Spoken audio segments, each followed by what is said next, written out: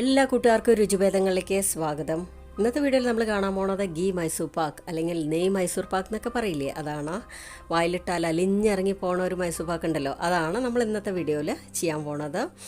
വളരെ എളുപ്പമാണ്, ടേസ്റ്റ് ആണെങ്കിൽ പറയാനുമില്ല, അത്രയ്ക്ക് ടേസ്റ്റ് ആട്ടോ. ശരിക്കും പറഞ്ഞു കഴിഞ്ഞാൽ തമിഴ്നാട്ടിലുള്ള ശ്രീകൃഷ്ണ സ്വീറ്റ്സിൻ്റെ മൈസൂർ പാക്കിൻ്റെ അതേ സ്വാദുണ്ട് കേട്ടോ ഇതിന്. അപ്പോൾ എല്ലാവരും ഒരു തവണയെങ്കിലും ഇത് ഉണ്ടാക്കി നോക്കണം. ഞാൻ പറയണ മെഷർമെൻറ്റ്സും പോയിൻറ്റ്സൊക്കെ ഒന്ന് നോട്ട് ചെയ്ത് വെച്ച് അതുപോലെ തന്നെ ഉണ്ടാക്കാൻ നോക്കൂ. അപ്പോൾ നിങ്ങൾക്കും നല്ല അടിപൊളിയായിട്ടുള്ള മൈസൂർ പാക്ക് ഉണ്ടാക്കാൻ പറ്റും. അതുമാത്രമല്ല, ഗീ സ്വീറ്റ്സ് ഇഷ്ടപ്പെടുന്നവർ തീർച്ചയായിട്ടും ഈ ഒരു സ്വീറ്റ് ഇഷ്ടപ്പെടും. അപ്പോൾ നമ്മുടെ ചാനൽ ആദ്യമായിട്ട് കാണുന്ന കൂട്ടുകാരുണ്ടെങ്കിൽ ഒന്ന് സബ്സ്ക്രൈബ് ചെയ്ത് ബെല്ലൈക്കൺ ഒന്ന് എനേബിൾ ചെയ്ത് ഓൾ കൊടുക്കാൻ മറക്കരുതേ. വീഡിയോയിലേക്ക് കിടക്കുന്നതിന് മുമ്പായിട്ട് നമുക്കെല്ലാവർക്കും അറിയാം മൈസൂർ പാക്ക് രണ്ട് തരത്തിലുണ്ടെന്ന്. ഒന്ന് സോഫ്റ്റ് ആയിട്ടുള്ളതും പിന്നെ ഒന്ന് ലൈറ്റായിട്ട് ക്രിസ്പി ആയിട്ടുള്ളതും. അപ്പോൾ അതായത് ട്രഡീഷണൽ ആയിട്ടുള്ളത്.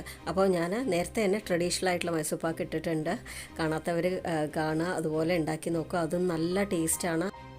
ഇനി നമുക്ക് നെയ് മൈസൂർ പാക്ക് ഉണ്ടാക്കാനായിട്ട് തുടങ്ങാം. അതിനായിട്ട് നമ്മൾ ഏത് പാത്രത്തിലാണോ മൈസൂർ പാക്ക് ഒഴിച്ച് സെറ്റ് ചെയ്യാൻ പോണേ ആ ഒരു പാത്രം നെയ്യ് കൊണ്ട് നന്നായിട്ട് ബ്രഷ് ചെയ്ത് വെക്കുക. ഞാനിന്ന് ബ്രെഡ് ടിന്നാണ് എടുക്കുന്നത്, അപ്പോൾ നല്ലൊരു ഷേപ്പ് കിട്ടുമല്ലോ എന്ന് വിചാരിച്ചിട്ട് നിങ്ങൾക്ക് വേണമെങ്കിൽ പ്ലേറ്റ് എടുക്കുക, കേക്ക് ടിൻ എടുക്കുക, ഇഷ്ടമുള്ള എടുക്കുക കേട്ടോ. അപ്പോൾ മൈസൂർ പാക്ക് ഉണ്ടാക്കാൻ പോകുന്നതിന് മുമ്പായിട്ട് ഇൻഗ്രീഡിയൻസ് എല്ലാം കറക്റ്റായിട്ട് മെഷർ ചെയ്ത് വെക്കണം. അത് ഇമ്പോർട്ടൻ്റ് ആയിട്ടുള്ളൊരു കാര്യമാണ്, ആ സമയത്ത് ചെയ്യാൻ നിൽക്കരുത്. അപ്പോൾ ഞാൻ ഈ ഒരു കപ്പിൻ്റെ അളവിലാണ് എല്ലാം മെഷർ ചെയ്തേട്ടോ. പിന്നെ ഒരു കാര്യമുള്ളത്, ഏത് കപ്പിലാണോ നിങ്ങൾ കടലമാവ് അളന്നെടുക്കണേ ആ ഒരു കപ്പിൽ വേണം എല്ലാം അളന്നെടുക്കാനായിട്ട് കേട്ടോ. ഇനി ഇതിൻ്റെ അളവുകൾ നോക്കാം. കടലമാവ് 1 കപ്പ്, പഞ്ചസാര 1.5 കപ്പ്, നെയ്യ് 1 കപ്പ്, വെജിറ്റബിൾ ഓയിൽ 1 കപ്പ്. ശരിക്കും പറഞ്ഞു കഴിഞ്ഞാൽ 1 കപ്പ് കടലമാവിന് 2 കപ്പ് നെയ്യെന്നാണ് കണക്ക്. പക്ഷേ നമ്മൾ അത്രയും നെയ്യ് ഉപയോഗിക്കാത്തത് കൊണ്ട് ഞാൻ 1 കപ്പ് നെയ്യും 1 കപ്പ് വെജിറ്റബിൾ ഓയിലുമാണ് എടുത്തിരിക്കുന്നത്. പിന്നെ കുറേ പേർക്ക് സംശയം ഉണ്ടാവും ഏത് എണ്ണയാണ് ഉപയോഗിക്കുകയെന്ന്. ഞാനിവിടെ എടുത്തിരിക്കുന്നത് സൺഫ്ലവർ ഓയിലാണ്. നിങ്ങൾക്ക് ഫ്ലേവർലെസ് ആയിട്ടുള്ള ഏതോ എണ്ണ വേണമെങ്കിലും ഉപയോഗിക്കാം. പക്ഷേ വെളിച്ചെണ്ണ, കടലെണ്ണ, നല്ലെണ്ണ പോലത്തുള്ള എണ്ണകൾ, ഫ്ലേവറുള്ള എണ്ണകൾ ഉപയോഗിക്കരുത്. കാരണം അത് മൈസൂർ പാക്കിൻ്റെ ടേസ്റ്റ് കംപ്ലീറ്റ് ഇല്ലാതാക്കും. കാരണം ആ ഒരു ടേസ്റ്റ് നമുക്ക് ശരിയായിട്ട് കിട്ടില്ല. ഇനി അടുത്തത് ഒരു പാൻ ചൂടാക്കിയ ശേഷം അതിലേക്ക് 1 കപ്പ് കടലമാവ് ഇട്ട് കൊടുക്കണം. ഒന്ന് റോസ്റ്റ് ചെയ്യാനായിട്ടാണ്. ഒരു 2-3 മിനിറ്റ് ഇട്ട് റോസ്റ്റ് ചെയ്താൽ മതി കേട്ടോ. ചെറുതായിട്ട് കടലമാവൊന്ന് മണം വരാൻ തുടങ്ങുന്ന സമയത്ത് ഫ്ലെയിം ഓഫ് ചെയ്യണം. പിന്നെ ലോ ഫ്ലെയിമിലിട്ടിട്ട് വേണം ഇത് റോസ്റ്റ് ചെയ്തെടുക്കാനായിട്ട്, അല്ലെങ്കിൽ ഇതിൻ്റെ കളറ് പാടെ മാറിപ്പോവും. നന്നായിട്ട് ഒരു ഡാർക്ക് കളർ വന്നു കഴിഞ്ഞാൽ മൈസൂർ പാക്ക് കറക്റ്റായിട്ടുള്ള ആ ഒരു കളർ കിട്ടില്ല. അപ്പോൾ അതും ശ്രദ്ധിക്കണം. കടലമാവിൻ്റെ പച്ചവാസന വല്ലതും ഉണ്ടെങ്കിൽ അത് പൊക്കോട്ടെ എന്ന് വിചാരിച്ചിട്ടാണ് ചെറുതായിട്ടൊന്ന് റോസ്റ്റ് ചെയ്തെടുക്കണേ നമ്മൾ. അപ്പോൾ കടലമാവ് റോസ്റ്റ് ആയതിൻ്റെ മണം വരാൻ തുടങ്ങിയിട്ടുണ്ട്. ഞാൻ ഫ്ലെയിം ഓഫ് ചെയ്യണം. ഇനി പാനിൽ നിന്ന് ഉടനെ തന്നെ ഈ കടലമാവ് മാറ്റണം, അല്ലെങ്കിൽ ഈ പാനിൻ്റെ ചൂട് കൊണ്ട് തന്നെ കടലമാവ് വീണ്ടും റോസ്റ്റ് ആയിക്കൊണ്ടിരിക്കും.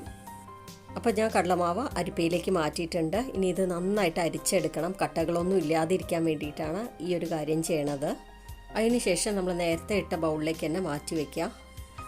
ഇനി ഒരു പാൻ ചൂടാക്കിയിട്ട് അതിലേക്ക് 1 കപ്പ് എണ്ണയും 1 കപ്പ് നെയ്യും കൂടെ ഒഴിച്ചു കൊടുത്തിട്ട് ഒന്ന് ചെറുതായിട്ടൊന്ന് ചൂടാക്കി എടുക്കണം.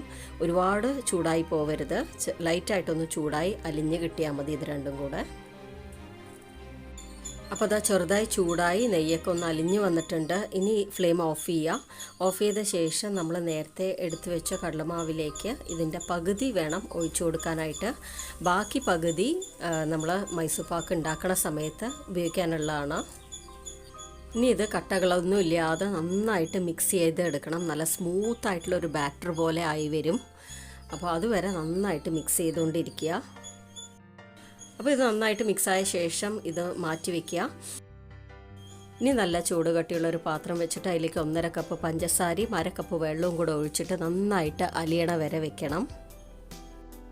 പിന്നെ ഇതിൽ കൺസിസ്റ്റൻസി ഒന്നും നോക്കാനില്ല, നന്നായിട്ട് അലിഞ്ഞ് ഒരു 2-3 മിനിറ്റ് നന്നായിട്ട് പതഞ്ഞ് വരുന്ന സമയം വരെ ഒന്ന് വെച്ചാൽ മതി.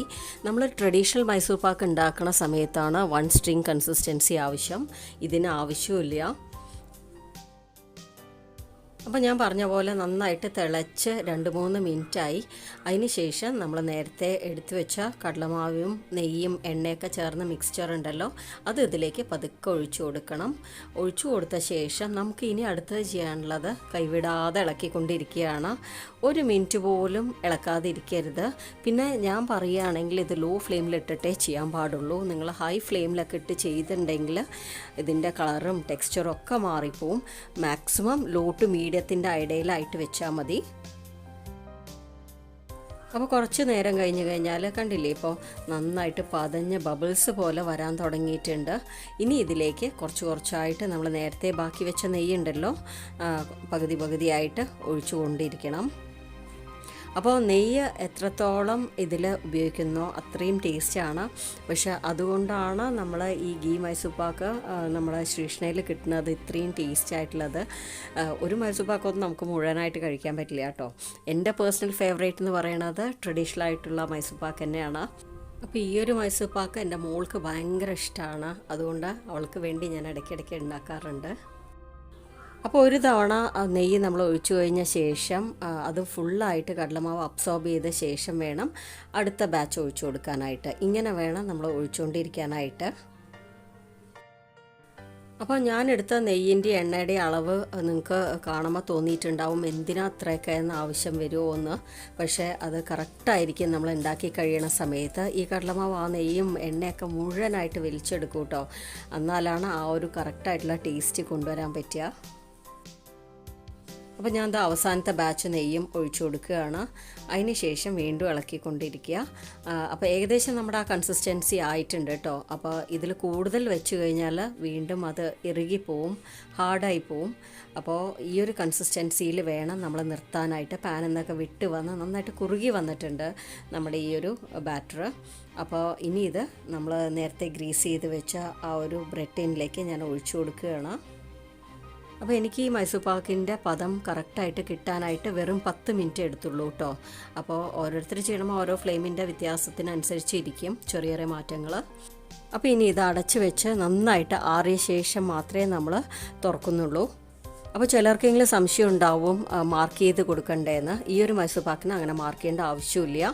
മാർക്ക് ചെയ്താൽ കറക്റ്റായിട്ട് വരില്ല. നന്നായിട്ട് ആറിയ ശേഷം മാത്രമേ അത് കട്ട് ചെയ്യാൻ പാടുള്ളൂ. അപ്പോൾ ഞാൻ 2 മണിക്കൂർ കഴിഞ്ഞിട്ടാണ് ഇത് തുറക്കണേ കേട്ടോ. അപ്പോൾ നന്നായിട്ട് സെറ്റായിട്ടുണ്ട്. അരികൊക്കെ സ്പാച്ചുല കൊണ്ടോ അല്ലെങ്കിൽ ഒരു കത്തി കൊണ്ടോ ഒന്ന് ജസ്റ്റ് റൺ ചെയ്ത് കൊടുത്ത ശേഷം ഇത് ഒരു പ്ലേറ്റിലേക്ക് മാറ്റാം. അപ്പോൾ അത് കറക്റ്റായിട്ട് വീഴാത്തത് കൊണ്ട് മോൻ ശക്തിയായിട്ട് ഒന്ന് തട്ടിക്കൊടുത്തു. അതിൽ പൊട്ടിയതാണ് കേട്ടോ ഈ ഒരു പീസ്.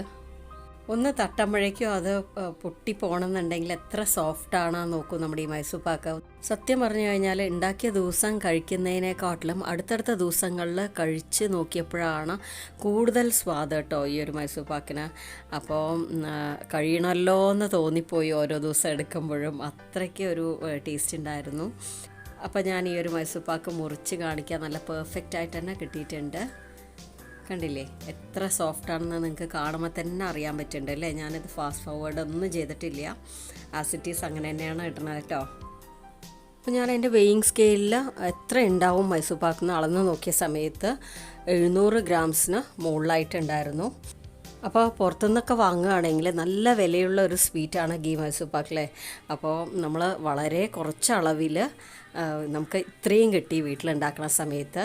അതുമാത്രമല്ല നല്ല ഫ്രഷായി ഹൈജീനിക്കായിട്ട് നമുക്ക് ഉണ്ടാക്കുകയും ചെയ്യാം. അപ്പോൾ എല്ലാവരും ഇത് ട്രൈ ചെയ്ത് നോക്കണം. അപ്പോൾ ആദ്യമായിട്ട് ചെയ്യാൻ പോണവർ ഇതിൻ്റെ പകുതി അളവിൽ ചെയ്ത് നോക്കുക. എന്ത് സംശയങ്ങളും ഉണ്ടെങ്കിൽ കമൻറ്റ് ബോക്സിൽ ചോദിക്കുക.